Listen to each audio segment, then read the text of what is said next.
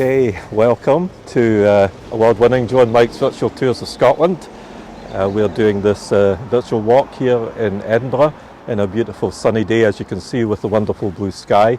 It was a wee bit chilly this morning, but typical Scottish weather, you know, it's going to change. So this is Regent Park. Yeah, we've got a Regent Park, but not a Regent's Park as it is in London. And this is the east end of the city. It's a kind of forgotten, sometimes hidden gem, which mainly the locals or people that stay around here might come out for a jog or a walk or a sit down. And just behind where Joe is filming just now, there's a beautiful terrace. And this is Regent Road. And it's named Regent Road after Mary Queen of Scots' half-brother, who was James Stuart, Earl of Moray. But we won't go into any more detail about them at this stage. We'll save that for later. We'll save it for another time. The story of the Stuarts. So we're going to walk. Quite a dysfunctional family. It is. I'm enjoying it. Perfect. I think we're on the up when we see the.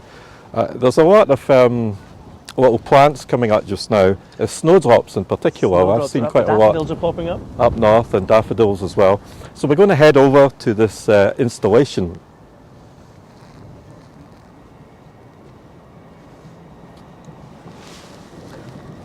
Now this is called Stones of Scotland.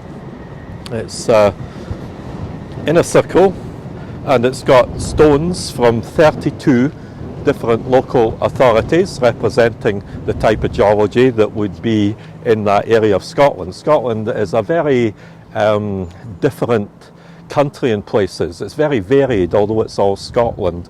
And this was the idea of the sculptor, who was one George Wiley, very well-known Scottish artist and sculptor, to put this together here. Now, it's got a symbolic meaning. It's got an underlying theme of unity behind it. And he made an earlier representation, very similar to this in Ireland, and it was called Spires for Hibernia. And with the 32 different counties in Ireland, from the north of Ireland to the south of Ireland, he made this installation, which was made of twigs and branches and string and stones. He had like tripods, if you like, or tent-like features, with a string going down the middle, with a stone hanging in the centre, and it was all about associations with equilibrium, of the way the stone moved in relation to the wind and how everything is connected. So this is very similar, this Stones of Scotland that we've got here. Now I'm going to walk us over slightly into the middle here. And Mike, it's fair to say that when we studied to be Blue Badge guides, geology was one of the compulsory subjects at Edinburgh University. And I never thought I would ever like geology, but in the end, with the way they taught it, it really brought it alive. I really thoroughly did enjoy the topic. Yeah, likewise. I was a bit fearful about it, and it's something that people think, oh, this is going to be really complicated. So I'm going to say a few things about it, but I'm going to keep it as simple as possible. Now, we have got these 32 different pieces of stone, and they have been accessed by the artists from different sources. You may have found a stone on a beach which had been weathered and worn by the water from the sea. You may have had a piece of stone that was quarried. You may have had a piece of stone that was brought up for building stone, that was tooled and decorated, where you can see the chisel marks of the artisan who did that. So within the different types of stone, there's different sourcing on how that stone has actually been brought. Now we're going to go over to Edinburgh, the Stone of Edinburgh here. Now we're in it's not the biggest of circles here, so I'm hoping that we can get a view of this stone here, the city of Edinburgh. Now this is an example of sedimentary material, because Edinburgh is a city of 7 hills, and most of the built environment of Edinburgh is on sedimentary rock. Now, sediment developed from melting ice sheets 10,000 years ago, because of course we had an ice age, and there was a movement of soil, of clay, of sand, of pebbles and silt from the west through the melting ice and it layered parts of the landscape with this sediment. And as years went on, through wear and tear and compression, then that sediment became quite hard. And that is what all of this is built on, that you can see over here, Holyrood Palace. You may be able to see the flag blowing there in the wind. But if you go beyond that, you've got volcanic rock, which is different. It's not from soft, melting ice sheets. It is hard, igneous, what we call igneous rock. Now, we have got an example of igneous rock here also, and I'm just going to take us around the circle because we've got all these different types of rock. We've got Kilmartin here, we've got Fife, the rock from Fife, we've got City of Dundee, Perth and Kinross, Angus, City of Aberdeen, Murray, Highland. Now, what we've got here is an example of metamorphic rock. Now, metamorphic rock could have been sedimentary rock originally that got compressed and layered and went deep down into the magma of the planet and got heated and melted and metamorphosed into a different type of rock.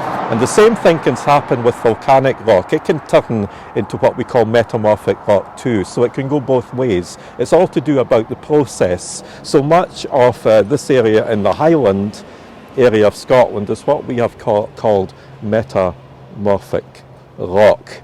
Now, I was looking for a piece of Lewisian rock called Lewisian gneiss, because that is the oldest rock in Scotland. Some of it goes back 3 billion years. And if you think the planet Earth is only about 4.5, well, only, for what's a billion years? Between friends. But 4.5 billion years, then we have got some of the oldest rock. And up in the Isle of Lewis in the northwest corner of Scotland, there's some really good examples of that as well, of metamorphic rock. Now, I think Argyll and Bute, I was looking for Argyll and Bute, and here it is here. Argyll and Bute is igneous rock, and it's like granite. If you look closely at this, it's quite shiny, it's quite beautiful in fact, and I was talking earlier about some of the sourcing of this rock, where you can see the tooling, where the people have brought it up to the surface, and there's a line down here which gives it a very kind of artistic feel to it. Now, this installation was to do with the spirit of the Scottish Parliament, because in 1999 it was decided that Scotland should have its own devolved Parliament. Before then we were kind of governed by the Scottish Office, which was had limited powers, but the Scottish Parliament opened in 2000, well, it opened in 1999, but it was relocated here to Holyrood, which is just over the ridge here, in 2004. Now, this installation got underway in 2000 because it was reflecting the spirit of self-determination and the Scottish Parliament, and the first part of it was completed in 2000 and then finally completed in 2002. Now, it is also meant to be a meeting place. It's nice. It's a place that, it was easy to meet Joe today. You could just say, well, we're going to meet at the Stones of Scotland, and it wasn't like meeting on Princess Street or some really busy area with the park here, and that's what the artist intended.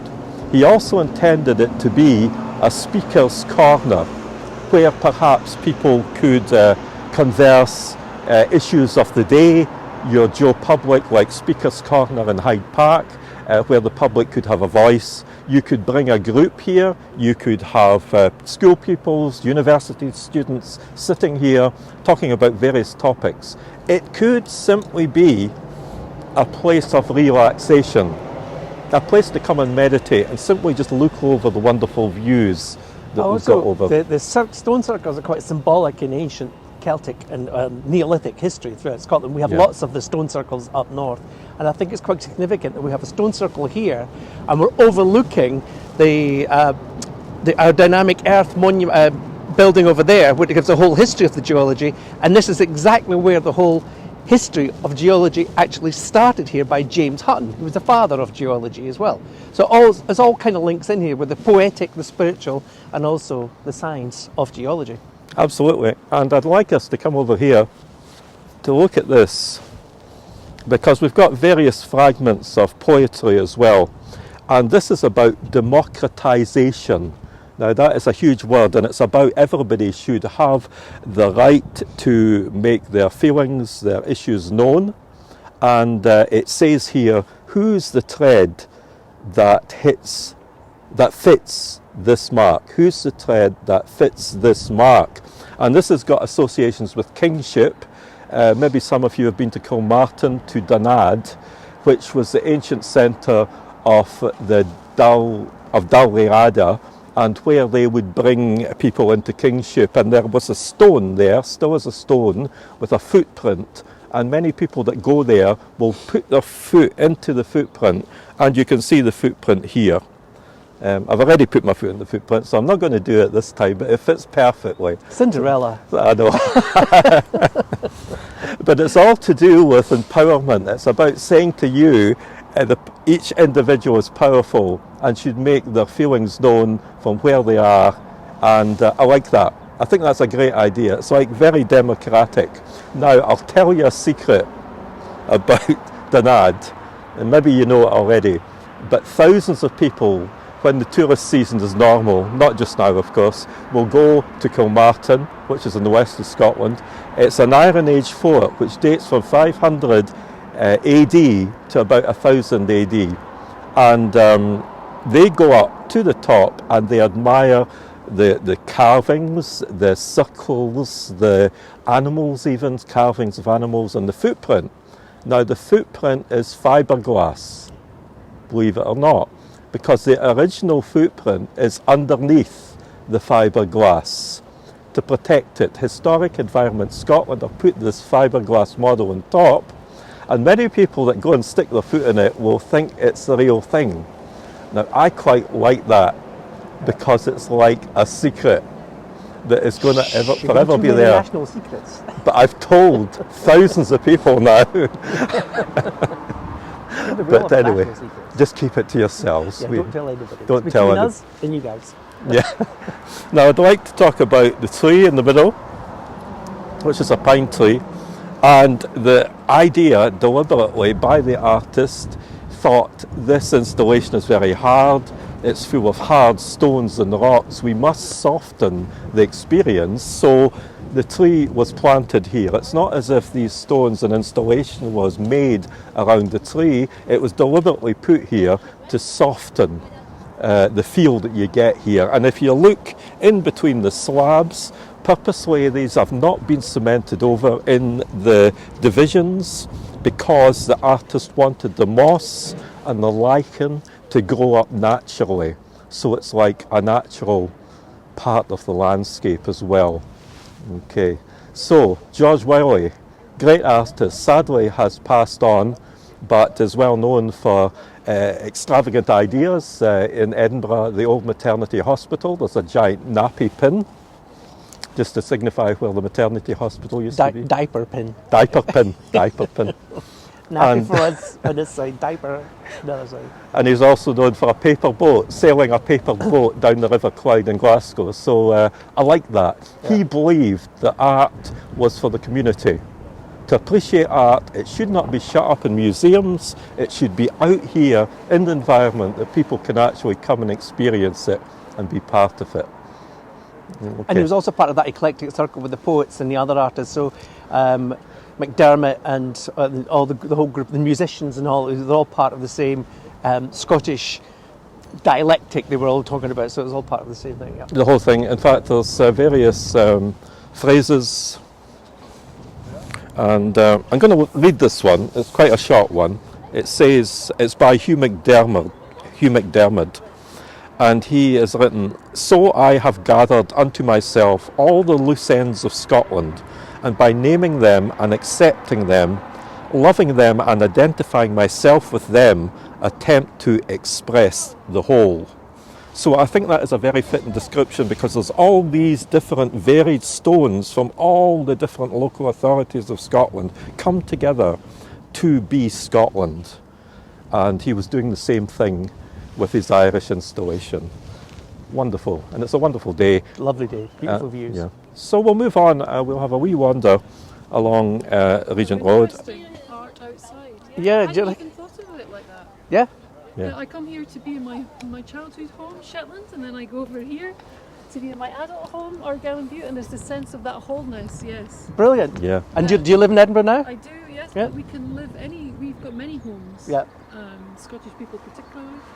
Yeah, I feel that, you have your childhood, your economic home, your love home, yes. And can we take your name, because we're broadcasting live? My name is Alison Lumley. Yeah. Yeah, Thanks, lovely Al. and glad. I always come here in the afternoon. The sun shines here every day. Yeah. And when it was snowing, it was full of children sledging. That was only a week ago. That was only a week ago. So today, like a good Scottish Shetland lassie, I hung out my washing. Fantastic. It's a good drying day. It's a real Scottish day. So it's a one pegger. It is a one pegger. Yeah, lovely. Thank you. Thank you, Thank thank you. you. This lady from Shetland, I don't know if you could pick up because she didn't have the microphone on, but yeah, she was just engaging with all the different parts of Scotland by standing on all the different stones, which could be all your different homes scattered all over the country. Scotland, it's such an amazing country. And it's great that people have just had the confidence to come up and to speak to you. Yes, It's like this, it's love just it. like that, Love it, There's yeah. a wee dogs there.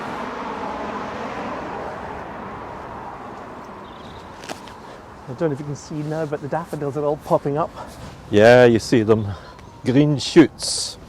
And I think that's another phrase that is used by the politicians and green shoots of recovery. the professors about the situation we're in at the moment. Yeah. We're seeing the green shoots coming up. So you can see over here a view of Arthur's Seat. I know we've talked about it quite a lot, but sometimes we've talked about it and you could hardly see it. But today it is just wonderful. You can see even somebody up the top there, or maybe not, maybe it's, I'm sure it is. And you can see the spires of the palace there as well.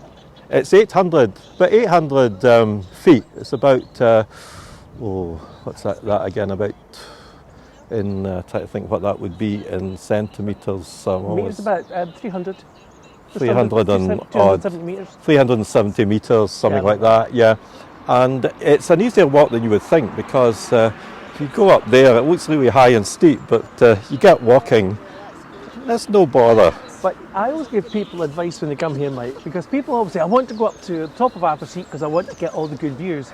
Yeah, I actually think the better views are from Carlton Hill, you're right. because you can see much better views. You also see Arthur's Seat and the crags, and you've got all the monuments in Carlton Hill. So when Yeah. people up the top of Arthur's Seat, it's like, oh, is this it then? Yes, but we'll do that. We'll do that Yeah, someday we'll when we take a feel hike up. energetic. We'll Yeah. we'll go up the top of Arthur's Seat. Well, during the lockdown, the first lockdown, I managed to do all the 7 hills of Edinburgh Wow. as an objective.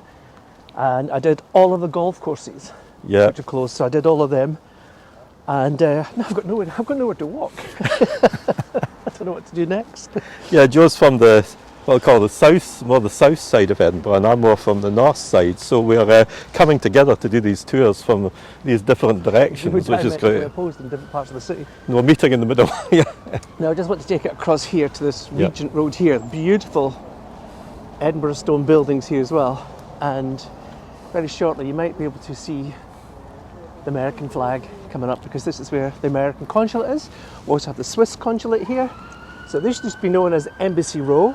We have the Free French House on this street as well. Absolutely spectacular views. And I think it's fair to say that maybe the American consulate maybe has the best address. Here's the American consulate here.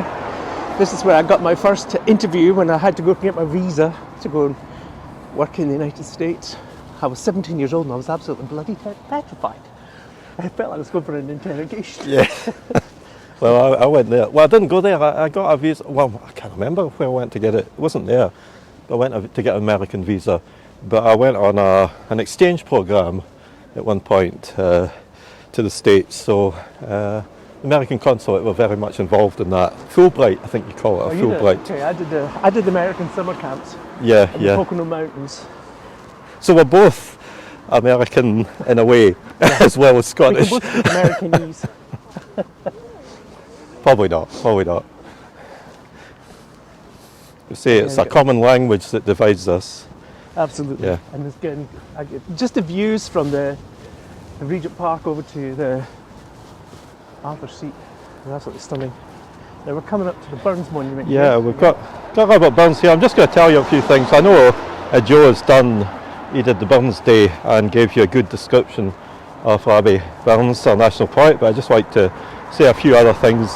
Probably we must have touched on anyway, but this monument was built by Thomas Hamilton, and he was a very lauded architect of the time, and it's a copy of another monument to Robert Burns in Ayrshire.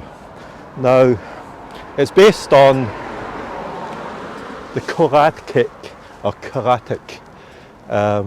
monument to Lysicrates from 4th century ancient ancient Greece. From ancient Greece, of course it is. And you can see the lyres, like the harps, small harps, surrounding the column in the centre. And at the top was the trophy, because Lysicrates was a choral master, and he had the winning choir, and they were awarded that beautiful trophy which adorns the top of it. So that is borrowed from the original monument in Greece. Thomas Hamilton was very much into Grecian classical art. Now, Robert Burns was a romantic. He was a satirist. We've got Hamish Hamilton is watching. I wonder if he's related to him. He could well be. He was a satirist. He didn't suffer fools gladly, and he was around the time of the French Revolution. And also the American Revolution, or American War of Independence. So people were voicing their feelings about oppression and colonisation and various other things as well. And it's not surprising that a poet like Robert Burns developed out of that time. Robert Burns' mother doesn't often get mentioned. The original name of the family was Burness, but they changed it to Burns. His mother, Agnes, she was called Agnes Brown, and she had kind of dysfunctional background. She didn't really get along with her father. Her mother died, and then he married again, and she didn't really get on with her mother very well. So it was her grandmother that she appealed to and had somebody to listen to. And her grandmother used to tell her all sorts of ballads, all sorts of folklore, used to sing to her traditional songs. And it's said that Agnes Brown, who was Robert Burns' mother, passed on that tradition to her son. And it was extraordinary because Robert Burns was a humble farm worker, but he unusually got a very good education. The people that taught him were top of their game. And again, he was a high achiever. He was, I think now, born 1759, and he lived just to the age of 37. But he put out a whole lot of fantastic literature. You know, you've got A Fun Kiss, you've got which commemorates the relationship unconsummated with Agnes McElhose, and Auld Lang Syne, of course, which we sing at the end of a year, end of the new year, and he's Scotland's national poet. So he comes out of what we call romanticism, of the thinkers, of expression, expressing your emotions. He's not a classical poet and very much within tight parameters. He's out there talking about the aristocracy. A man's a man for all that. It's a good example where he's putting down the powerful, the rich and the powerful. So Robert Burns Monument here in Edinburgh, I don't know if Joe wants to say something more about that. I would say it was very complicated because at the time, because it was a very political time. And so to show your politics in those days could have been life-threatening. So yeah, he did write about the people. and we all get that, man's a man for all that. But he did join the militia, and he did join the militia, and because Britain was scared of being invaded from France again, so he did pen a poem, and it was about joining together to fight against the French, even though he had Republican sympathies. And at the very end of it, his very last line is like, "Yeah, God save the king, but let's not forget about the people." Yes. So he was hedged his bets. It's a wee bit split. It's a bit split. I think he was politically astute. Yeah. I think he just knew that, you know, he was getting it across. And of course he did all the nationalist, for the Wars of Independence, the ballads for Robert the Bruce and William Wallace and all that as well. Interesting character. Yeah, I think it's a perfect place because that view, I'm sure he must have come up here when he was visiting Edinburgh and took in this amazing view of Arthur's Seat and Salisbury Crags. And it's also, and if we look down here, we go past the bus shelter, we look down here, you'll see Canongate Kirk. And this is where his lover, Clorinda, is buried. In the churchyard, just through the trees down here. And of course he had a child, didn't he, to Clorinda's maid, because Maid was the go-between in between delivering secret correspondence between the two of them. Yeah, he was very democratic in how he shared himself around with all the women. Yeah. he had no heed for class or the decent society. There are descendants. There are many descendants, because I think he has something like 10 children, and most of them, were illegitimate. And Tommy Hilfiger, is it Tommy Hilfiger? Oh, yeah, who is a descendant of Robert Burns, yeah. So this is the churchyard down here. You see the sun on the graves down there? That's where Clorinda is buried, down here. It's beautiful today. You can see it so sharply with the light and the shadows on the monuments, isn't it? It's incredible. And I can see figures walking up Salisbury Crags. There is another story, and it could be an urban myth again, where they say, why is this called Salisbury Crags? It was because Queen Victoria associated the really kind of unevenness and cracks and lines with Lord Salisbury, because he had a very lined face, but who knows, it's one of these. Could be. If we turn around, you will see the magnificent Royal High School. This is a gem in the sunshine. And this is a bone of contention just now because it is vacant. It's been vacant for many years. They thought about making it the Scottish Parliament, and then they rejected that because they thought it was too backward looking. It was an example of classical architecture of the 19th century. They wanted a new modern building to say Scotland is a modern country, it's moving forward, we don't want to go back.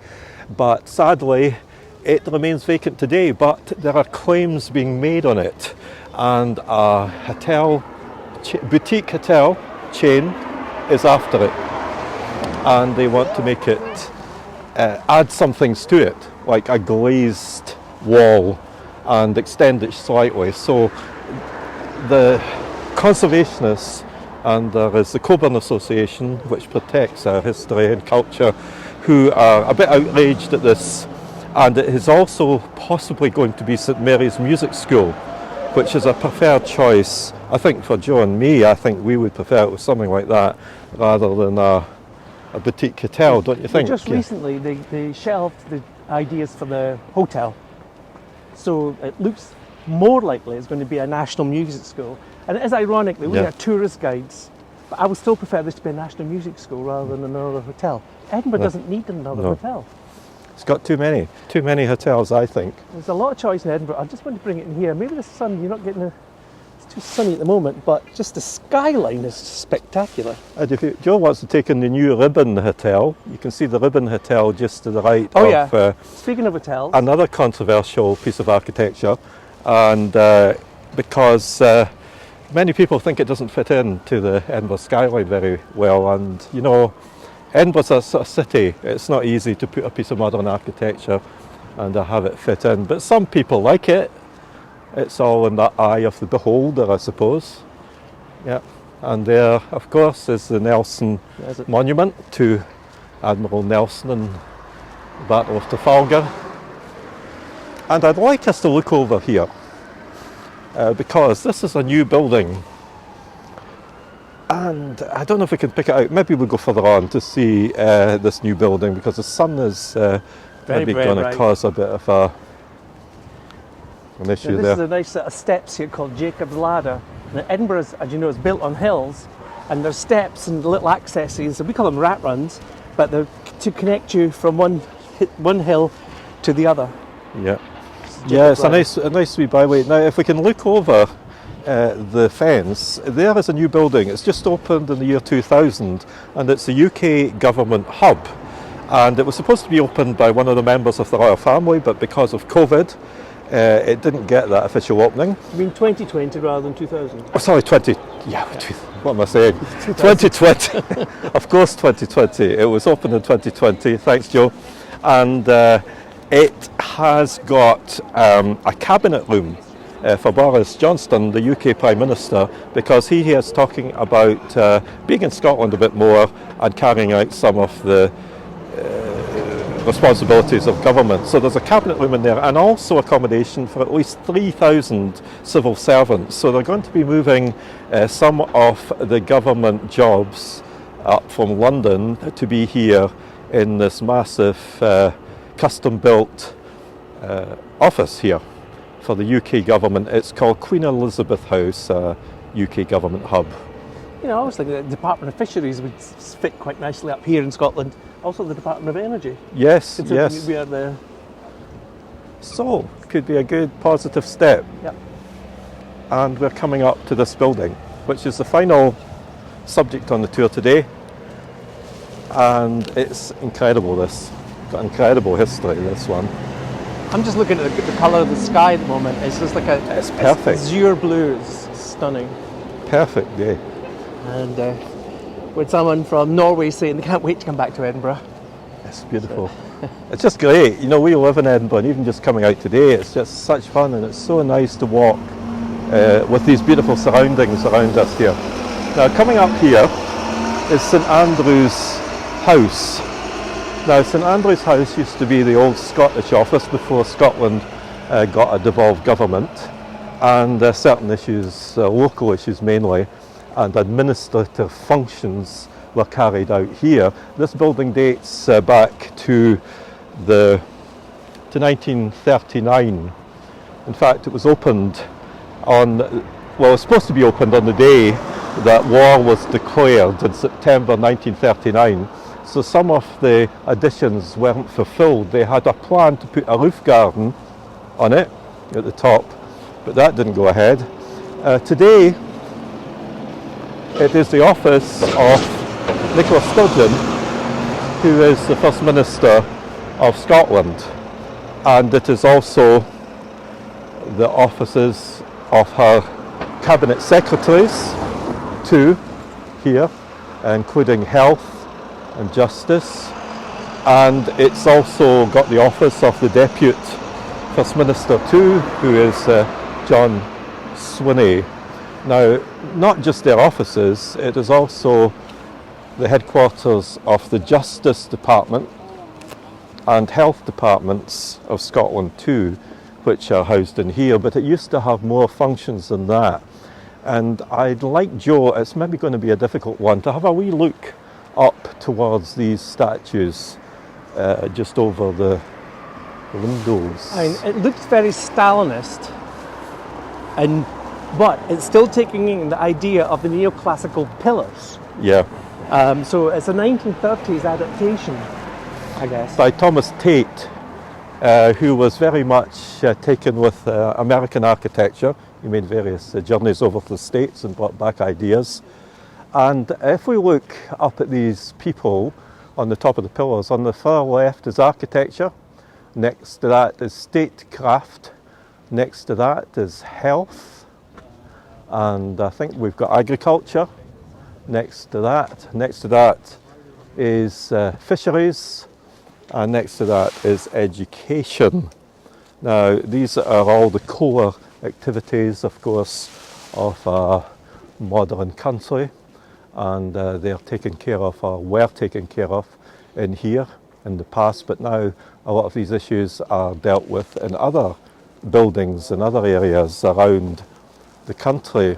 It's in here that Nicola Sturgeon gives her daily coronavirus briefing to tell us what the numbers are of infections every day. If it's not her, it's usually the Deputy First Minister or it's the Cabinet Health Secretary. The building is not always the most popular with certain people. It's called St Andrew's House. It's named after the patron saint of Scotland. It is made of concrete, reinforced concrete and steel framework. It's in the Art Deco style of architecture. Maybe the interiors, if you're not so keen on the exterior, maybe the interiors would take you. It's got some beautiful Art Deco staircases. It's got mechanical partition walls which actually go up and down between the floors to cut off rooms, making them smaller and so on, quite sophisticated. For its time, it was quite far ahead. It had one of the first dishwashers in Scotland in the canteen, and it had the first sanitisers as well. So health was very much an issue too. Now, the Secretary of State, who used to be the top civil servant here, top politician, still is a Secretary of State, but a lot of his power is now devolved to the First Minister.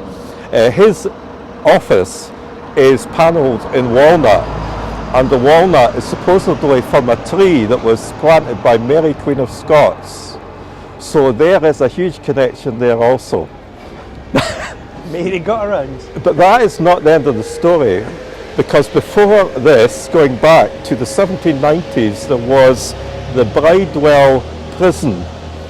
The Bridewell Prison, because the prison in Edinburgh was a toll booth that maybe we've spoken about before up in the Royal Mile, but it got very overcrowded, particularly with political prisoners during the time of the French Revolution and activists and so on. They couldn't actually cope, so they built a penitentiary here. And it was Robert Adam that had a lot to do with it, a leading architect. And he had borrowed some of the ideas of Jeremy Bentham, who is known for utilitarianism. And Jeremy Bentham had this idea of a plan for a prison where the superintendent could view all the prisoners without the prisoners actually viewing the superintendent, meaning you could cut back in the number of staffing of people to oversee the prisoners. So it was a pretty bad place to be. It was a mixed prison. It had men and women in it, and it served as just the main, the main place to go if you'd been bad. Now it was rebuilt, and it was rebuilt and demolished in the 1830s and rebuilt, and it became the old Carlton Jail. And we've actually spoken about people like Burke and Hare and some of the real ghastly criminals from Edinburgh's dark past. Well, many of them were incarcerated here also. But also people who did not want to go to war, conscientious objectors, were imprisoned here, and suffragettes, women who demonstrated for the vote, were force-fed here in this prison. So it was a very, very ghastly place to be. They had thought it was a step forward in prisons to be self-supporting, because originally the Bridewell made produce. The prisoners would make things and sell them and support the prison. But this became also, it was part of Edinburgh's dark past. The car park, where the First Minister and Deputy First Minister park their cars, has got 10 bodies of executed criminals underneath where they park their cars, right? And one of these was the last man to be hanged in this prison. And it was in 1923, and it was a man called Philip Murray, who lived in Jamaica Street in Stockbridge area, went back to find his wife with another man, took a hold of the other man and pushed him out the window. And it was a huge, tall tenement, so the guy died. So Philip Murray was executed here, the last man, through the hangman's noose, okay, trapdoor. So now we've got civil servants all working in there. And now we've got civil servants. Some great stories in there as well. Fantastic. We're going to just move along a little bit more. So it had been a prison And now it's got politicians in it. So that's another thing. That's one of the comments that tourist guides will make quite a lot, you know. And Ça change. so a dark history. It then was demolished in 1930, and they built the St Andrew's House here. And they moved the prisoners out to Saughton Prison, which is out in the West End, and that still acts as a prison today. So there's a wee bit of history about the prisons We still in have a prison Edinburgh. here today. I like the Have a little look at that, the typing pool, yeah. They were very into the gender-specific jobs, weren't they? Oh, definitely. And I believe that you weren't allowed to leave your office to even walk along the corridor to go to the restroom unless you put your jacket on, and you were really taken you were taken to task, and you wouldn't be able to call your manager by their first name. It had to be Mr. or Miss or Mrs. So it was different times then. So we're finally going to have a look at one other part of this complex. It's the only part of the old Carlton Jail that still exists today,